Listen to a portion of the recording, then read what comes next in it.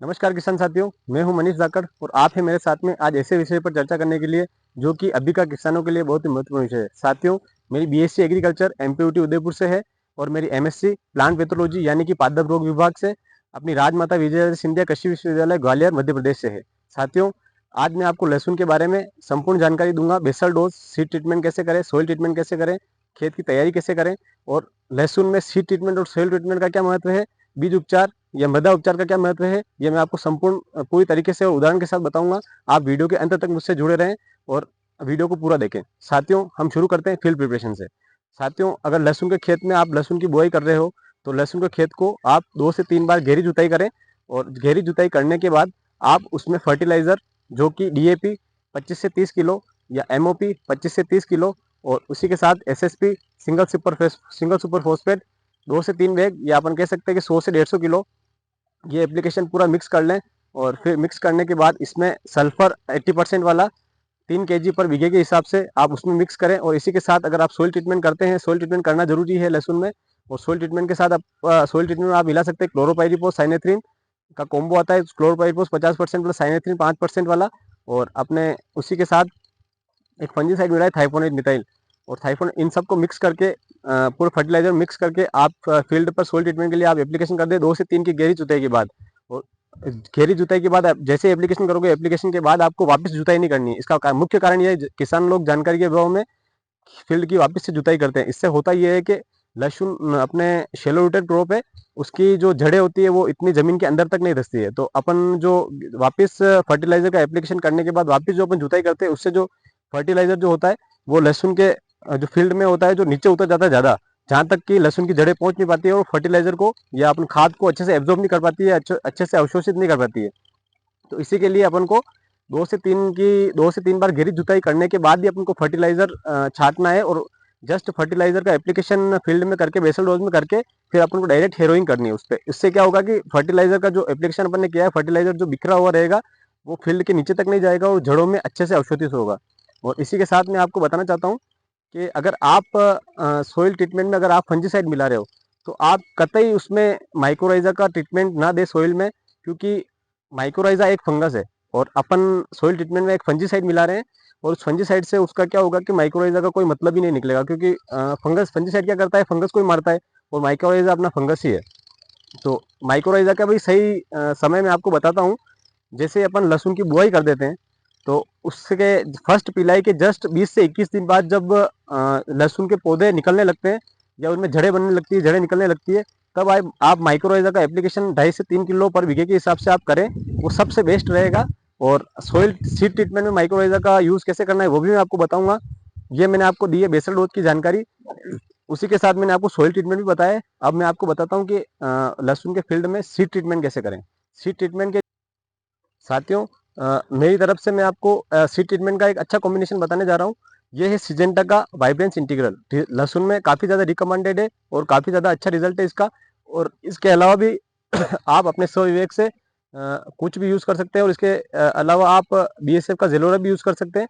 और अगर कोई किसान साथी फंजीसाइड के सीड ट्रीटमेंट के साथ अगर आप माइक्रोराइजा का भी यूज़ करना चाहते हो तो माइक्रोराइजा का वो सही प्रोसेस में आपको बताना चाहता हूँ। तो इसी के साथ सही प्रोसेस में जैसे आप फंजीसाइड का ट्रीटमेंट सीड में या लहसुन की क्लो में या कली में यूज़ करते हैं। सीड ट्रीटमेंट फंजीसाइड से करने के बाद 24 से 36 घंटे 48 घंटे निकलने के बाद वो अच्छे से सूख जाने के बाद आप माइक्रोराइजा का घोल बनाए। घोल आपको ऐसे बनाना है कि गुड़ की जेगरी या आपको सिंपल पानी लेना है, उसमें 5 से 10 ग्राम माइक्रोराइजा लेना है। वो 5 से 10 ग्राम माइक्रोराइजा 1 किलो के लिए बेहतर है। तो आप इस हिसाब से 1 क्विंटल के लिए मतलब 500 से 1.5 किलो, 500 ग्राम से 1.5 किलो के हिसाब से आप माइक्रोराइजा उस घोल में मिलाएं। और घोल में मिलाने के बाद अच्छे से घोल बनाने के बाद आप माइक्रोराइजा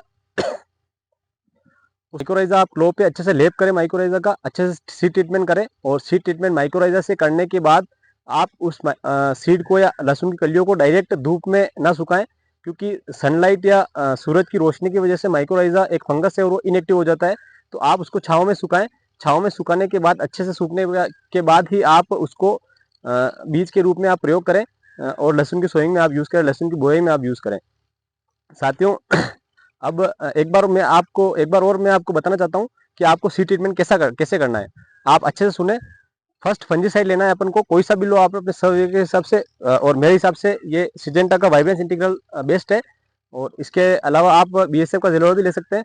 सीड ट्रीटमेंट फंजीसाइड से या इंसेक्टिसाइड से करने के बाद आप उसको 24 से 36 घंटे लहसुन की सीड को सूखा दें या कहीं रख दें, सुखाने के बाद कहीं रख दें, और 24 से 36 से 48 घंटे बाद आप माइक्रोराइजा का घोल बनाएं। माइक्रोराइजा का घोल आपको बनाना है 1 क्विंटल के लिए 500 से 1 किलो या 1.5 किलो माइक्रोराइजा लेना है, या आप प्रति किलो दर के हिसाब से माने तो 5 से 10 ग्राम आप माइक्रोराइजा प्रति किलो लहसुन के बीज के हिसाब से आप ले सकते हैं। उसको आप नॉर्मल पानी का घोल बनाएं या गुड़ का घोल बनाएं या गोमूत्र का घोल बनाएं, और घोल बनाने के बाद आप उस माइक्रोराइजा को अच्छे से मिक्स करें, उसका घोल बनाएं, और फिर सीड को उस माइक्रोराइजा के घोल में डालें, अच्छे से उनको डीप करें, अच्छे से उनको ट्रीटेड करें। और ट्रीटेड करने के बाद उनको डायरेक्ट धूप में नहीं सुखाएं, जबकि उनको अपने छाँव में सुखाएं, अच्छे से उनको सुखाएं। सूखने के बाद उनको बीज के रूप में या लहसुन की सोइंग के रूप में यूज़ करें। और इसी के साथ मैं आपको आगे चल के मैं आपको एक बताना चाहता हूँ कि लहसुन में सीड ट्रीटमेंट और सोइल ट्रीटमेंट का क्या महत्व है। तो साथियों, ये जो अपना फील्ड दिख रहा है, इसकी सोइंग अपनी हुई है 29 सितंबर को।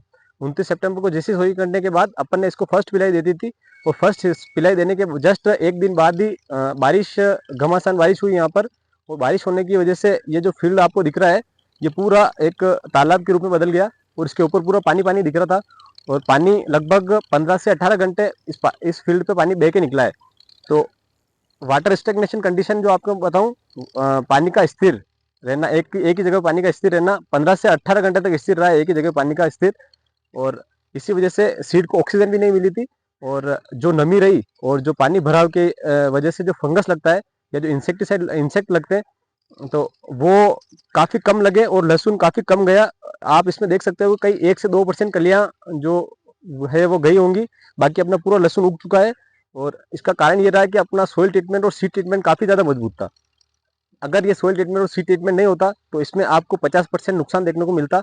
इसीलिए मैं आपको बार बार कहना चाहता हूँ कि लहसुन में बहुत खर्चा होता है, आप बहुत खर्चा करते हो, और इसी के साथ आप सोइल ट्रीटमेंट और सीड ट्रीटमेंट में आप कंजूसी ना करें। क्योंकि अभी जो लहसुन की बुआई हो रही है वो ठीक ठाक, जो देसी लहसुन आप बोते हो उसमें आप सोइल ट्रीटमेंट या सीड ट्रीटमेंट ना भी करो तो चलेगा, लेकिन अभी जो ऊटी लहसुन आप बो रहे हो, नमी के क्षेत्र में जो आप बो रहे हो, उसमें सोइल ट्रीटमेंट और सीड ट्रीटमेंट आप जरूर दें।